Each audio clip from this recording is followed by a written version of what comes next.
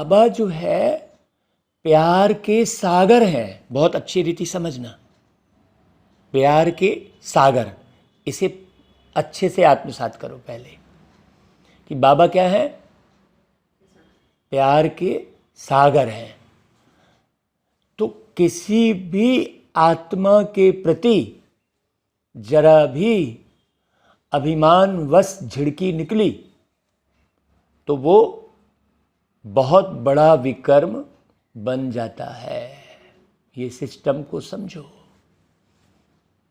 किसी भी आत्मा के प्रति, कोई कैसी भी आत्मा है, कैसी भी आत्मा है, आपको उसके लिए ऐसा भी नहीं निकलना चाहिए, क्योंकि हर एक आत्मा अपने अपने कर्म का फल पा रही होती है बेचारी। क्योंकि आत्माओं को, विचारों को ज्ञान नहीं है। और ज्ञान क्यों नहीं है? कर्मों के कारण। उनको कर्म की गुही गति का पता ही नहीं है। क्योंकि वो अपने अभिमान में है। हाँ, वो मैंपन जो है ना, जो सूक्ष्म मैंपन है, वो छूटता नहीं है। बुद्धि के दाता एक प्यारे परमात्मा है। बहुत अच्छी रीति समझना। आत्मा में मन, बुद्धि और संस्कार होते हैं। बहुत अच्छे से समझना, बहुत अच्छे से समझना। तो सूक्ष्म बुद्धि होती है मनुष्य आत्माओं में, बहुत थोड़ी बुद्धि होती है। उस बुद्धि को विशाल बनाने वाले कौन है? प्यारे बाबा, शिव बाबा। तो बुद्धि के दाता कौन है? शिव बाबा। यदि किसी भी मनुष्य ने अपनी बुद्धि का घमंड किया तो नेक्स्ट जन्म उसको मंद बुद्धि का मिलेगा।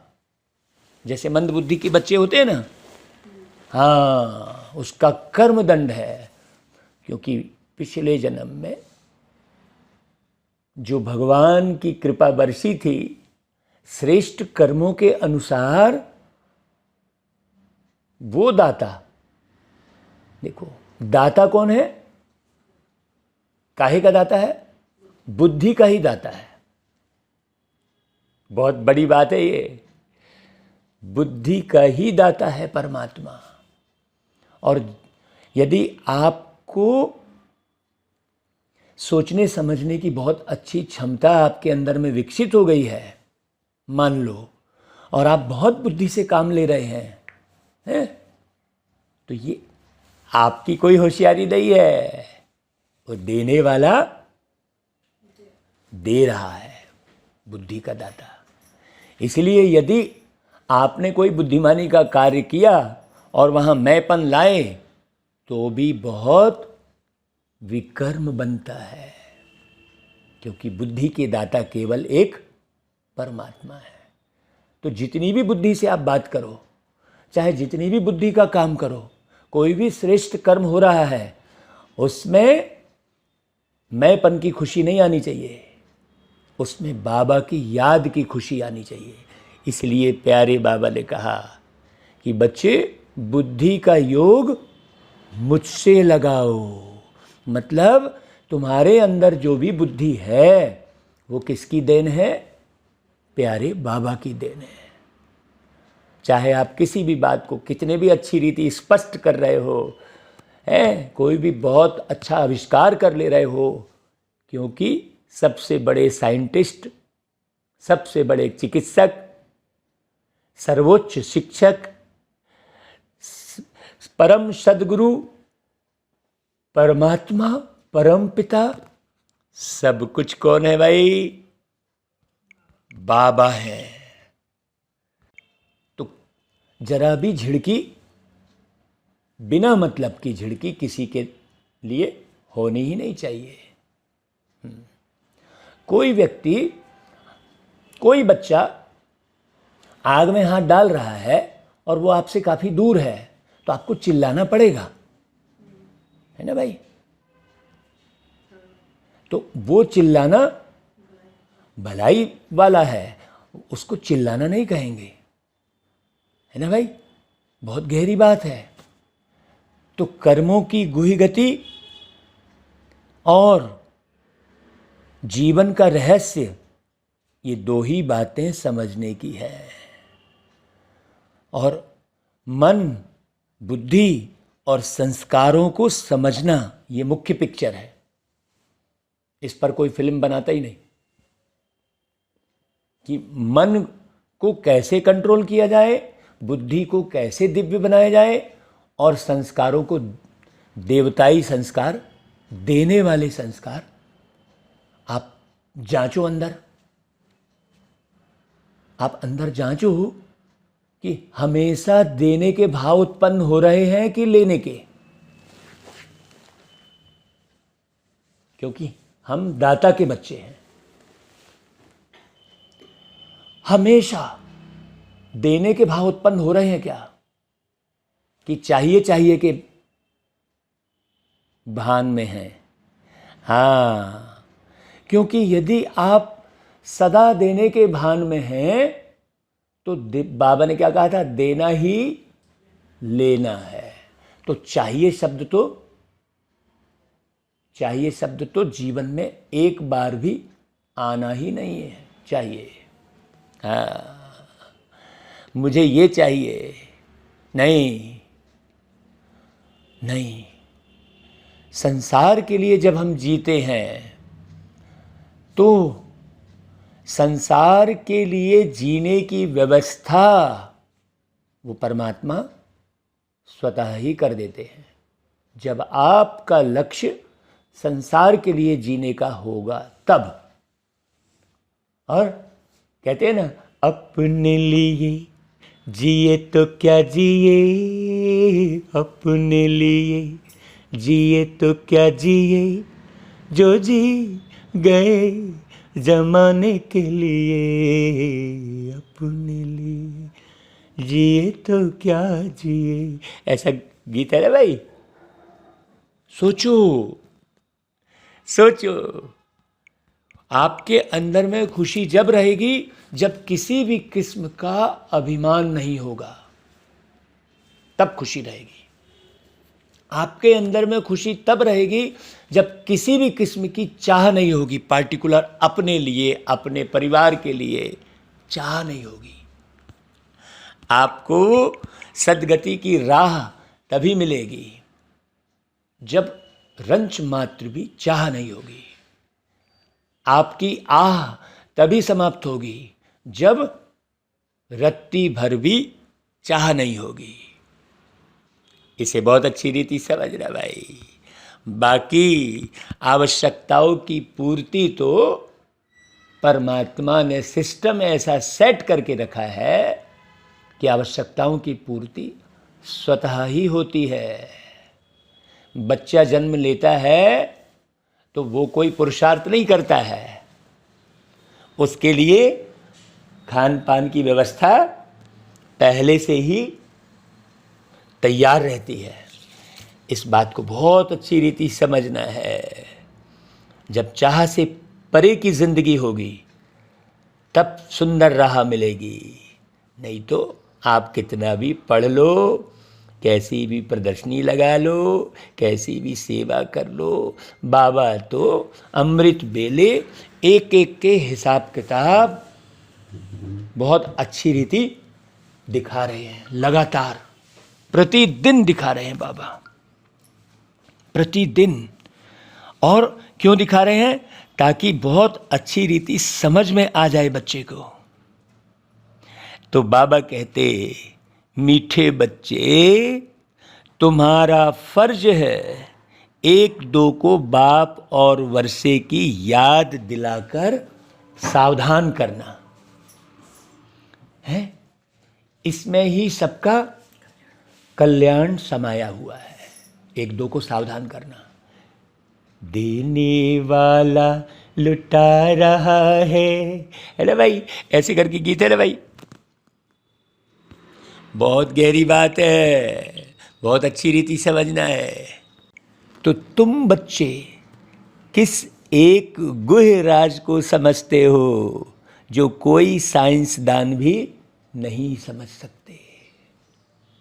तुम समझते हो आत्मा अति सूक्ष्म स्टार है, उसमें ही सब संस्कार भरे हुए हैं। संस्कार भरे रहते हैं तुम्हारे अपने। संस्कारों को भरने का काम बाबा नहीं करते, संस्कारों का सृजन तुम्हें ही करना है, और संस्कार के आधार पर ही तुम अपनी बुद्धि को भी श्रेष्ठ बना सकते हो। तो संस्कार जो भरे हुए हैं वही संस्कार लेकर आत्मा क्या कर रही है? शरीर द्वारा अपना अपना पार्ट बजा रही है। बाकी तो शरीर जड़ है भाई, है, आत्मा चैतन्य है। ऐसे ही फिर परमात्मा भी स्टार हैं, उनमें भी सारी नॉलेज है। वह मनुष्य सृष्टि के बीज रूप है, सत्य हैं। सबसे पहली बात, आत्मा असत्य बन जाती है और परमात्मा सत्य है। आत्मा अचेत हो जाती है और परमात्मा सदैव चेतनता बरकरार रखते हैं, अपनी चेतना को नष्ट नहीं होने देते। और आत्मा तो वास्तव में अचेत ही है, जीवन जीते हुए भी अचेत है भाई। जिसे ज्ञान नहीं है वो अचेत है ना भाई, सीधी सी बात है। बाकी परमात्मा कोई हजारों सूर्यों से तेजों में नहीं है कोई। यह गुहिराज तुम बच्चे समझते हो, साइंसदान इन बातों को नहीं समझ सकते। तुम्हें सबको आत्मा और परमात्मा की पहचान पहले पहले देनी है।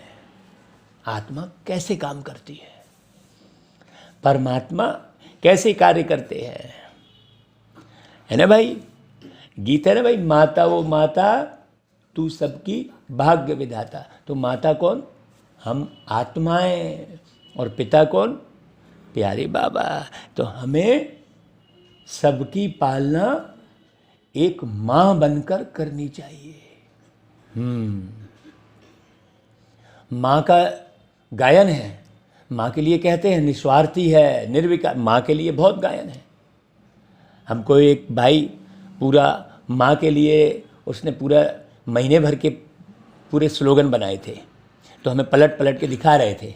हमने फिर उससे कहा, ये आप जो स्लोगन दिखा रहे हो ये कौन सी माँ के लिए दिखा रहे हो?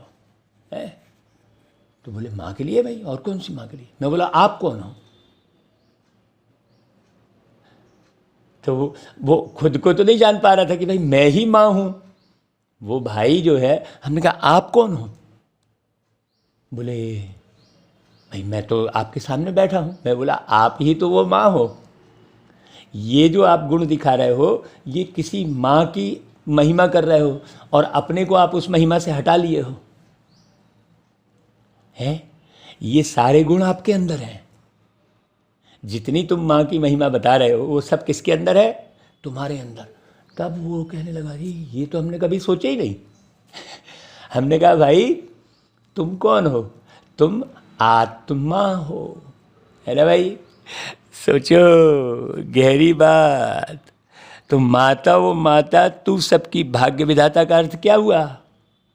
ये समझ लो कि प्यारे बाबा बोल रहे हैं कि ओ मेरी माता हो, तुम ही सबकी भाग्य विधाता हो। तो माता को तो और अच्छा अनुभव, क्योंकि उसने बच्चे को जना है, तो उसको निस्वार्थ प्यार का पता है कि नहीं भाई?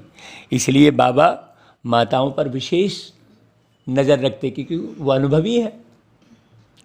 ओम शांति। तो बाप बच्चों प्रति कहे कि बच्चे स्वदर्शन चक्रधारी भव। यह बाप ने क्या किया? बच्चों को क्या किया?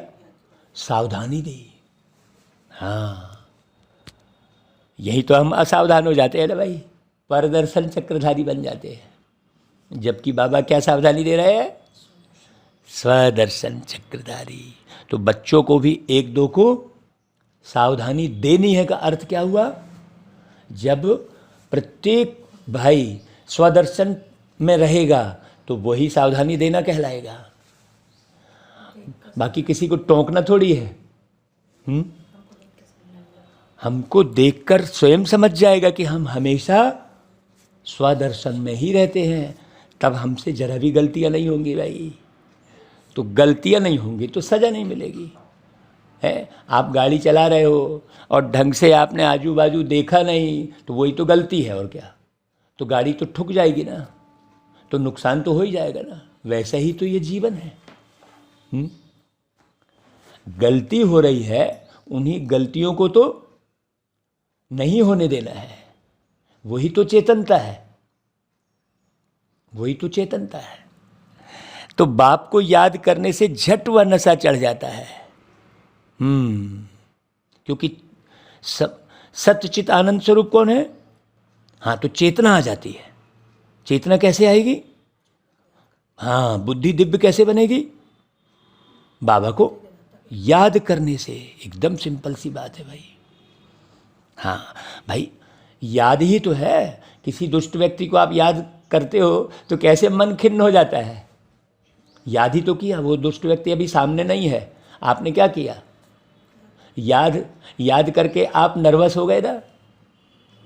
सोचो, याद का ही परिणाम है ना। तो स्मृति दिलाने के लिए एक दो को सावधान करना है। जैसे आपस में मिलते हैं तो नमस्ते आदि करते हैं ना भाई, परंतु उनसे कोई कल्याण तो नहीं होता। हमने नमस्ते कर दिया तो, और ही बल्कि सामने वाले को थोड़ा हल्का अभिमान आ जाता है कि हाँ देखो, हमको इतने लोग नमस्ते कर रहे हैं। हल्का अभिमान आ जाएगा ना भाई, उसमें कोई फायदा तो नहीं है। सम्मान करना तो सम्मान वाली तो कोई बात ही नहीं रह गई फिर। जहाँ प्रेम है, बहुत गहरी बात, जहाँ पर प्रेम है वहाँ आदर है ही। अभी तो प्रेम है ही नहीं और सम्मान बस किए जा रहे हैं, तो उस सम्मान में कुछ आनंद आता ही नहीं। तो फिर आर्टिफिशियल सम्मान हो रहा होता है। सोचो, है प्रेम मुख्य है, प्रेम। तो स्वदर्शन चक्रधारी अक्षर में सब कुछ आ जाता है। स्वदर्शन चक्रधारी मतलब मैं स्वयं सबके प्रति एक जैसी प्रीत से भरा हुआ हूँ, जैसे मेरे बाबा हैं। हाँ, बाप का परिचय, मर्तबे का परिचय, चक्र का भी परिचय आ गया। किसमें? स्वदर्शन चक्रधारी में। बहुत गुही मुरली है। देखो, गुहिता से पढ़ेंगे समझेंगे तो एक एक बात समझ में आएगी। तो एक दो को सावधानी देना पहला फर्ज है। सावधानी देना माने टोकना नहीं। हाँ, याद कराने से खबरदार हो जाएंगे। आप याद में रहेंगे तो सबको लगेगा। घड़ी घड़ी एक दो को सावधान करना है। बाप और वर्षे को याद करते रहो। स्वदर्शन चक्रधारी हो, अपने को अशरीरी समझ, अशरीरी बाप को याद करते रहो। याद अर्थात योग। योग से ही तुम्हारी निरोगी काया बनती है। करके देख लो। करते ही नहीं है लोग। यह अभी का पुरुषार्थ है, इसके बाद ये पुरुषार्थ रहेगा ही नहीं। सोचो, अंत में जब एकदम कर्मातीत अवस्था हो जाएगी तब निरोगी बनेंगे। हाँ, अभी तो पुरुषार्थी है। अभी बाबा बैठ बच्चों को समझाते हैं, क्योंकि जानते हैं, बाबा जानते हैं। क्या जानते हैं भाई? कि सभी बेसमझ हैं। जब देवताओं आदि की पूजा करते हैं, उन्हों के ऑक्यूपेशन का कोई को पता ही नहीं है, तो तुमको समझाना है। क्योंकि तुम तो समझ गए हो ना भाई कि हम ही देवी देवता थे। तो थे मतलब फिर हमारा ऑक्यूपेशन क्या? बोलो। देवी देवताओं के ऑक्यूपेशन को दुनिया नहीं जानती। क्यों नहीं जानती? क्योंकि हम देवी देवता जो आत्माएं थीं, हम उस ऑक्यूपेशन में है ही नहीं। सोचो, हम अपने उस स्वरूप को बना ही नहीं रहे हैं, बस केवल पढ़ रहे हैं, बस खाली बातें कर रहे हैं। वो देने वाले स्वरूप को बना ही नहीं रहे हैं। सोचो, आपसे मिलते ही शांति की अनुभूति होने लग जाए। आप बिल्कुल मत उलझे रहो कहीं भी। कितनी अच्छी अवस्था। सोचो, तो तुमको समझाना है, हैं? कैसे समझाना है भाई? उस स्वरूप में रह करना है कि नहीं भाई? रसगुल्ला कैसे समझ में आएगा और खाएगा कैसे? वो स्वाद कैसे लेगा जब उसका वो स्वरूप होगा, है ना भाई? तो हम सबकी तो बायोग्राफी बता सकते हैं। पहले तो मुख्य परमपिता परमात्मा को जानना है। ना वो देवता है, ना वो मनुष्य है ना भाई? भगवान है, कोई देवता भी नहीं है और कोई मनुष्य भी नहीं है। सोचो, कहते हैं परमात्मा का कोई नाम रूप नहीं है, उसमें बहुत मनुष्य मूंझते हैं। तो पहली मुख्य बात है आत्मा और परमात्मा के भेद और ज्ञान को बताना। यह तो जानते हैं कि भाई सब आत्मा है, पुण्य आत्मा है, पाप आत्मा है, ऐसे कहा जाता है। पाप परमात्मा नहीं कहेंगे। पतित दुनिया है ना, तो दुनिया में कोई परमात्मा तो नहीं है ना भाई? परमात्मा तो पतित नहीं होते ना। इसलिए मनुष्य को पहले आत्मा को जानना है, क्योंकि आत्मा का ज्ञान कोई भी मनुष्य में है ही नहीं, रंच मात्र भी नहीं है। आत्मा ही सुनती है, आत्माएं खाती पीती सब कुछ करती है इन ऑर्गन्स द्वारा। आत्मा का रूप क्या है? कहते हैं चमकता है भ्रुकुटी के बीच में अजब सितारा। तो आत्मा का रूप समझाना पड़े ना भाई, बहुत अच्छी रीति। जैसे गौ कथा में हमने बताया कि भाई गाय कौन है? एक आत्मा है। अब इसमें से आत्मा निकल गई तो क्या उसका गोबर, क्या दूध ले पाओगे? सोचो, तो वो आत्मा आपको दूध दे रही है, वो आत्मा गुणकारी गोबर निकाल रही है। सोचो, तो वो आत्मा कितनी गुणवान है? लेकिन किसी का ध्यान जाता है कि आत्मा की तरफ नहीं जाता है। आत्मा अति सूक्ष्म है। आत्मा का रूप जीरो अथवा बिंदी भी कहते हैं। अब इस पर भी विचार करना चाहिए कि आत्मा कितनी सूक्ष्म है। इसलिए हम कहते हैं ना भाई, पेन के पॉइंट को लगाओ तो वो पॉइंट दिखता है, लेकिन एक व्यक्ति नहीं दिखता। मनुष्य पूछते हैं आत्मा शरीर से कैसे निकलती है, कहाँ से निकलती है? कोई कहते हैं कि खोपड़ी से निकलती, कोई कहते हैं आँखों से निकलती, क्योंकि दरवाजे तो बहुत है ना भाई। परंतु आत्मा है क्या चीज़, यह जानना बड़ा वंडरफुल है। तो पूछते हैं आत्मा निकलती कैसे है? यह नहीं कहते आत्मा आती कैसे है। बिल्कुल राइट बात, सोचो। परंतु पहले तो मालूम होना चाहिए कि आत्मा क्या चीज़ है। कितनी छोटी सी आत्मा में 84 जन्मों का पार्ट भरा हुआ है। यह बातें मोस्ट वंडरफुल है। आत्मा है तो बरोबर स्टार मुआफिक है ना भाई। उसको बड़ा नहीं कहेंगे। एरोप्लेन जैसे ऊपर जाने से बहुत छोटा दिखाई पड़ता है, परंतु आत्मा बड़ी नहीं होती। एरोप्लेन तो बहुत बड़ा होता है, लेकिन ऊपर छोटा दिखता है। उनका तो एक ही रूप है। बहुत गहरी बात समझना। हाँ, इसमें बहुत बाबा रियलाइज करवा रहे हैं। पता, एरोप्लेन का जो उदाहरण दे रहे हैं बाबा, उसमें क्या समझने की बात है भाई। सोचो सोचो, एरोप्लेन नीचे आती है तो बहुत बड़ी दिखती है, ऊपर जाती है तो छोटी दिखती है, अंतर हो जाता है। लेकिन आत्मा तो ऊपर गई तो छोटी, नीचे है तो छोटी। ये समझो भाई, समझो, बहुत अच्छी रीति। तो पहले पहले आत्मा को जानना चाहिए। मैं आत्मा कैसे इस शरीर में प्रवेश करता हूँ, इसे समझो अच्छे से। भल कोई कोई को साक्षात्कार होता है, जैसे स्टार है, तो छोटी सी आत्मा में सब नॉलेज भरी हुई है भाई।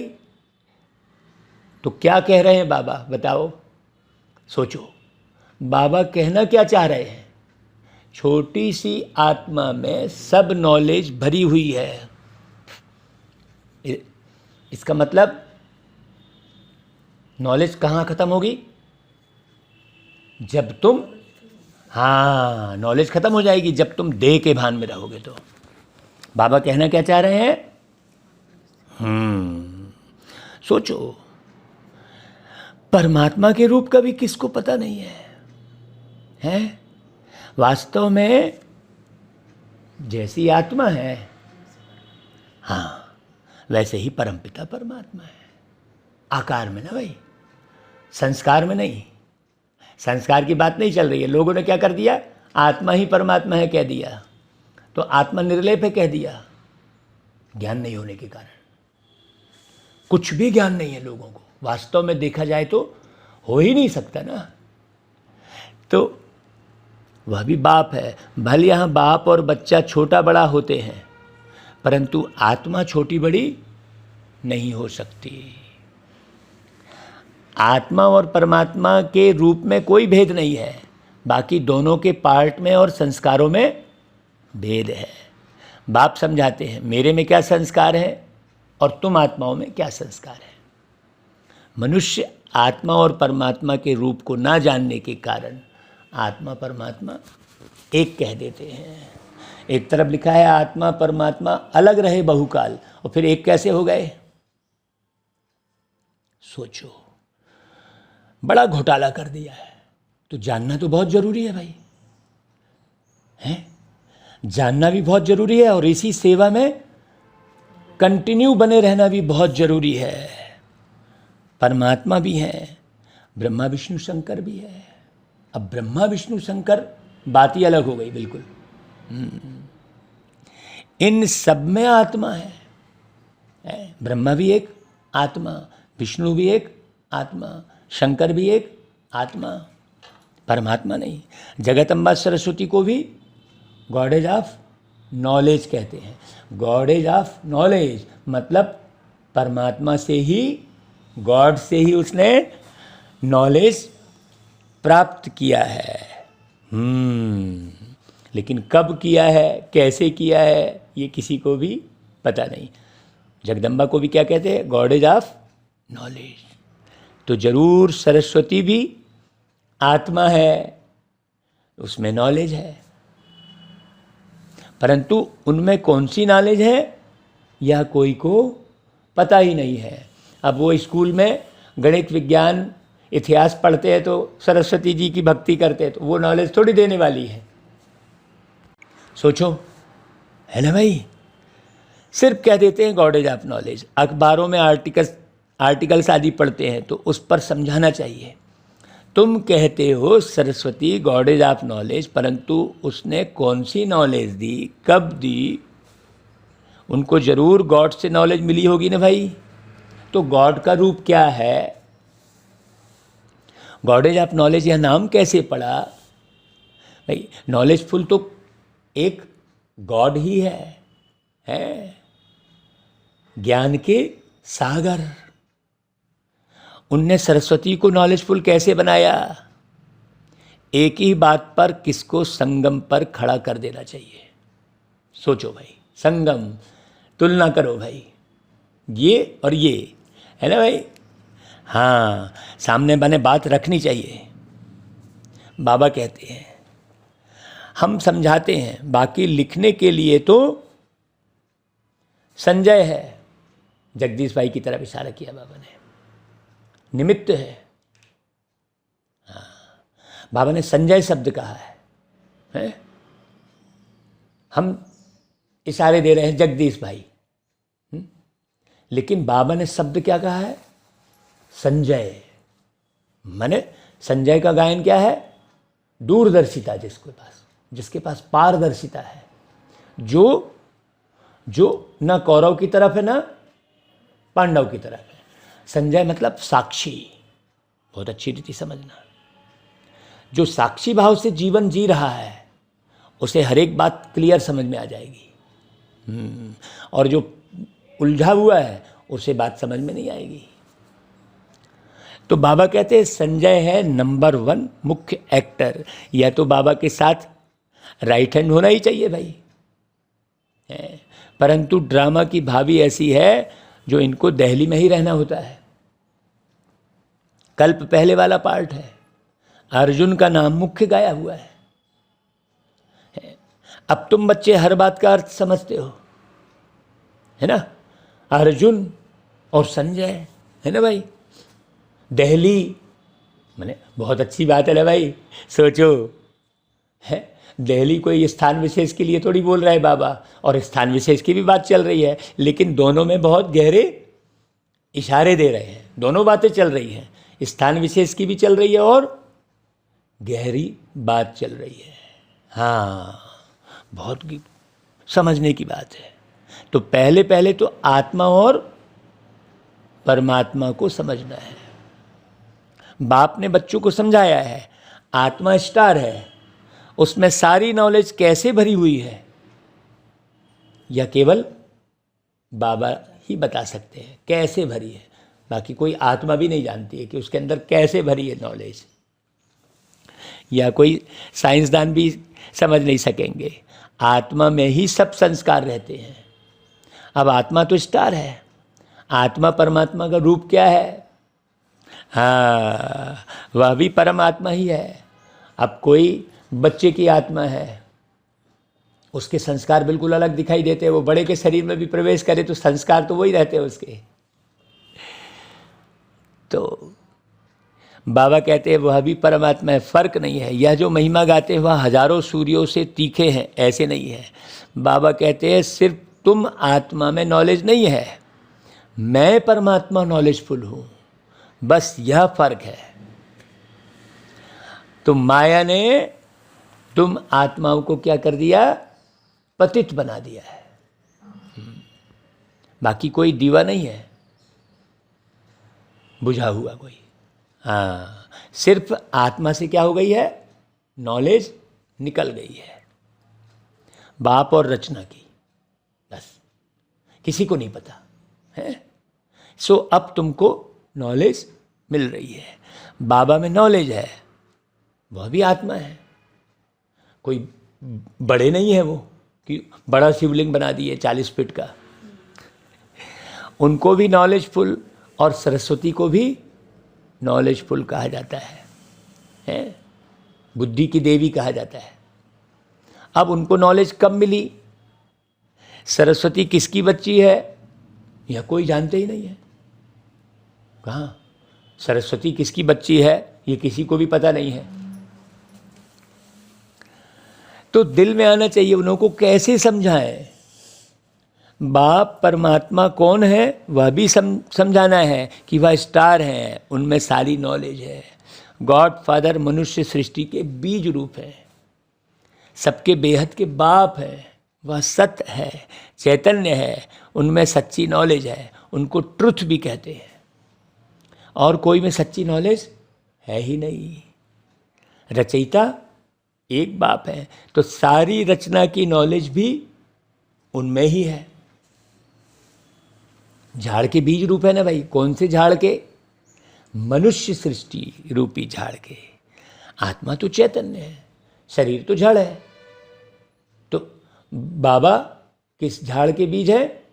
आत्माओं के झाड़ के बीज है। सीधी सी बात है। तो आत्मा छोटी बड़ी नहीं हो सकती, जैसे तुम आत्मा हो वैसे परम आत्मा यानी परमात्मा है। भाई जिस झाड़ का जैसा बीज होगा वो उतना ही बड़ा होगा, है ना भाई, छोटा बड़ा नहीं होगा बहुत, है। एक से रहेंगे सारे बीज आकार में, है ना भाई। वो जो स्थूल झाड़ है उसके बीज में भी क्वालिटी अलग अलग होती है। हाँ, कोई बढ़िया बीज होता है। तो बाबा कहते हैं मनुष्य ही उनको याद करते हैं, बाकी कोई जानवर थोड़ी याद करेंगे, कोई पेड़ पौधे थोड़ी परमात्मा को याद करेंगे। सोचो, यह तो जानते हैं बाप ऊपर में रहते हैं। आत्मा इन आर्गन्स द्वारा कहती है हे परम पिता परमात्मा। मनुष्य यह नहीं जानते क्योंकि देह अभिमानी है। तुम अब देही अभिमानी बने हो, अपने को आत्मा निश्चय करते हो। तुम जानते हो गॉड तो निराकार को ही कहा जाता है। हम उनकी संतान है, तो हम कैसे हैं फिर? निराकार है, सीधी सी बात। वह गॉड ही आकर नॉलेज देते हैं। उनको नॉलेजफुल ब्लिसफुल कहा जाता है। रहम के सागर, सुख के सागर, शांति के सागर, यह महिमा दी गई है। तो जरूर बाप से बच्चों को वर्षा मिलना चाहिए ना भाई, तब तो कितने सुखी हो गए भाई अपन। सोचो, अब कोई भौतिक सुख से सुखी वाली बात नहीं है। उन्होंने कोई समय आकर वर्षा दिया है, तब तो महिमा गाई जाती है भाई। साकार में आके वैसा प्यार किया है। अरे भाई, गोद में अपनी बिठा के बाबा हमको उड़ा ले जाते हैं, हमको उड़ा ले जाते हैं। ऐसा है ना भाई। देखो, तो देवताओं की महिमा अलग है और बाप की महिमा अलग है। सब आत्माओं के वो बाप है। क्रिएटर होने के कारण उनको बीज रूप कहा जाता है। पहले पहले बाप का एकदम एक्यूरेट परिचय देना है। शास्त्रों में दिखाते हैं अंगूठे मिसल है, हम कहते हैं नहीं भाई, वह ज्योतिर्बिंदु है। अब ज्योतिर्बिंदु मतलब कोई ज्योति के आकार का भी नहीं है ना भाई। इस पर भी पूरी बात समझाई है। चित्र भी बनाए हैं, परंतु इतने बड़े तो है नहीं वो तो अति सूक्ष्म है। तो फिर क्या समझाएं? सोचो, तुमको कहेंगे चित्र में इतना बड़ा रूप क्यों दिखाया है, बोलो नहीं तो फिर रखें क्या? वह तो एक बिंदु है, फिर उनकी पूजा कैसे करेंगे, उन पर दूध कैसे चढ़ाएंगे? तो पूजा के लिए यह रूप बनाया है। बाकी यह समझते हैं कि वह है परम पिता परम आत्मा परम धाम में रहने वाले। ये समझ विकसित है ना भाई, तो बुद्धि बार बार कहाँ जाएगी? परम धाम में, ऊपर। जब बुद्धि बार बार ऊपर जाती रहेगी आपकी, तो जब भी देह छोड़ोगे तो क्या होगा? अंतमति सो गति हो जाएगी। यहाँ भटकेंगे नहीं, कहीं भी लटकेंगे नहीं। तो मूल पुरुषार्थ कौन सा? बार बार बुद्धि परम धाम में जाए। वह परम धाम है हमारा स्वीट होम। स्वीट क्या चीज़ है? शांति ही बड़ी स्वीट लगती है भाई। कोई शांत बच्चा कितना अच्छा लगता है। तो निराकारी दुनिया, मूल वतन, सूक्ष्म वतन, फिर स्थूल वतन। बाप निराकारी दुनिया में रहते हैं। आत्मा कहती है हम निर्वाण धाम में जावें, जहाँ यह आर्गन्स ना हो। शरीर ही मुख्य दुख का कारण है ना भाई। आत्मा ही आकर शरीर धारण करती है। अब यह कैसे समझाएं कि आत्मा कहाँ से आती है और कहाँ से जाती है? या तो जानते हैं पिंड में आत्मा प्रवेश होने से चैतन्य बन जाती है। चीज कितनी सूक्ष्म है, उसी में सारे संस्कार भरे हुए हैं। फिर एक एक जन्म के संस्कार प्रकट होते जाएंगे। तो बाप समझाते हैं हर एक बात को अच्छी रीति समझना है। सरस्वती की बात पर भी समझा सकते हैं। वह किसकी बच्ची है? इस समय तुमको तो गॉडेज कह न सके, सरस्वती है ब्रह्मा की बेटी, तो जरूर वह भी गॉड ऑफ नॉलेज ठहरे। ब्रह्मा के मुख कमल से दिखाते हैं ज्ञान दिया, तो ब्रह्मा का भी नाम है ना। तो इस समय तुम हो ब्राह्मण, भल आत्मा प्योर होती जाती है, परंतु शरीर तो प्योर नहीं हो सकता ना। यह तमो प्रधान शरीर है। तो बाबा समझाते हैं, बच्चे एक दो को सावधान कर उन्नति को पाना है। बाप और वर्षे को याद करना है। तो बाप कौन? शिव बाबा। और वर्षा क्या? शांति, आनंद, प्रेम। देखो ये बाबा का वर्षा है। यदि प्रेम की कमी हो रही है आपके अंदर में किसी के लिए भी, तो इसका मतलब आप बाबा को याद नहीं कर रहे हो। यदि जरा भी अशांति हो रही है अंदर में, सूक्ष्म में भी, इसका मतलब आप बाबा को याद नहीं कर रहे हो। बहुत अच्छी रीति समझना। बाबा का वर्षा क्या है? वही स्वर्ग है जो हम शांति, आनंद, प्रेम, हर बात की गहरी समझ, ज्ञान, हाँ मूंझे नहीं हम कहीं, उलझे नहीं हम कहीं, तब क्लियर होगा कि हाँ हम बाबा की याद में हैं। तो बाप और वर्षे को याद करते हो? पूछ रहे बाबा। स्वदर्शन चक्र को याद करते हो कि कैसे कैसे चक्री घुमाई आपने, कहाँ कहाँ से होते हुए आकर इस पड़ाव में बैठे हो? हैं? ये शरीर एक पड़ाव है ना भाई। कहाँ से यात्रा करते करते तुम इस पड़ाव में बैठे हो? कहाँ से यात्रा करते करते तुम इस मकान में बैठे हो? सोचो। वो गीत है ना भाई, यह तन एक किराए का घर है, यह तन एक किराए का घर है, एक ना एक दिन बदलना पड़ेगा। मौत आएगी, मौत आवाज जब तुझको देगी, घर से बाहर निकलना पड़ेगा। ऐसा गीत है ना भाई। जैसे बाबा सावधानी देते हैं, बाबा कहते हैं ऐसे एक भी ऐसे हैं नहीं है जो सावधानी दें। बाबा को याद करते करते नींद को जीतने वाले बनना है।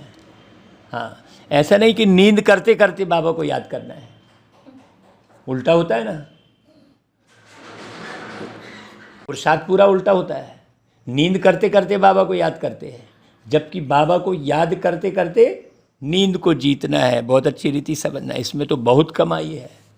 कमाई में कभी थकावट नहीं होती है, परंतु स्थूल काम भी करने पड़ते, इसलिए थकावट हो जाती है। बाप समझाते हैं, रात को भी जागकर बाबा से बातें करते ज्ञान सागर में डुबकी लगानी होती है। जैसे एक जानवर होता है पानी में डुबकी लगाता है, तो ऐसे डुबकी मारने से, विचार सागर मंथन करने से देखते हैं कि बहुत पॉइंट्स आती है कि नहीं, कहाँ कहाँ से निकल आती है। इसको कहा जाता है रात को जागकर ज्ञान का विचार सागर मंथन करना। बहुत गहरी बात। रात को जागकर मतलब अज्ञानता का रंच मात्र भी अंधेरा बुद्धि में ना हो, जरा भी हम असमंजस में ना हो कि इसको छोड़ूं उसको पकड़ूं, ये खराब है ये अच्छा है, ये समझ लो ज्ञान नहीं है। अगर आपकी बुद्धि में ये खराब है वो अच्छा है, ये इसी में घूम रहे हो, मतलब नॉलेज बिल्कुल भी नहीं है। वहाँ पर संजय बनना, साक्षी बनना। तो बहुत गहरी बात है। मनुष्य बिल्कुल ही नहीं जानते, उन्हों को समझाना है। बाबा ज्ञान के सागर हैं, उनसे वर्षा मिलना है। जो आदि सनातन देवी देवता धर्म वाले सतयुग में थे, उन्हों को जरूर वर्षा तो मिला होगा ना भाई। अब सारी राजधानी को वर्षा कैसे मिला? सोचो कैसे मिला। हम सब ने मेहनत की ना। कलयुग से सतयुग होने में देरी तो नहीं लगती है भाई। रात पूरी हो, दिन तो होता ही है ना। कहाँ आयरन एज वर्ल्ड दुखधाम और कहाँ वह सुखधाम। ब्रह्मा का दिन और ब्रह्मा की रात, कितना फर्क है। अभी गॉड फादर से तुमको नॉलेज मिल रही है। अभी सोचो क्या है बुद्धि में। अभी मुरली चल रही है, बुद्धि में क्या घूम रहा है? अंदर। हाँ, कहीं ना कहीं अंदर सूक्ष्म में बुद्धि कहीं गई हुई होती है। पूरा पूरा मुरली सुन रहे हैं ऐसा नहीं होता है, कहीं ना कहीं बुद्धि भाग रही होती है, किसको भी पता नहीं है। अभी गॉडफादर से तुमको नॉलेज मिल रही है, सरस्वती क्या करती थी ये किसी को भी मालूम नहीं है। बस गॉडेज ऑफ नॉलेज सरस्वती का चित्र मिला और खुश हो गए। तो उन्हों को सावधान करना पड़ता है, परमात्मा का परिचय देना पड़े, फिर ब्रह्मा विष्णु शंकर का भी समझाना ही पड़े, नहीं तो बुद्धि लटकी है। फिर ब्रह्मा कौन विष्णु कौन, एक एक अर्थ समझाना पड़े। बाप ने आकर यह नॉलेज दे नर से नारायण बनाया है, बड़ा युक्ति से हर एक का ऑक्यूपेशन बताना चाहिए। सरस्वती भी ब्रह्मा मुख वंशावली है, तो जरूर परमपिता परमात्मा आए हैं और उन्होंने ब्रह्मा द्वारा मुख वंशावली रची। तो अब आप किसके वंश के हो गए? हाँ, तो पहले पहले नॉलेज किसको दी?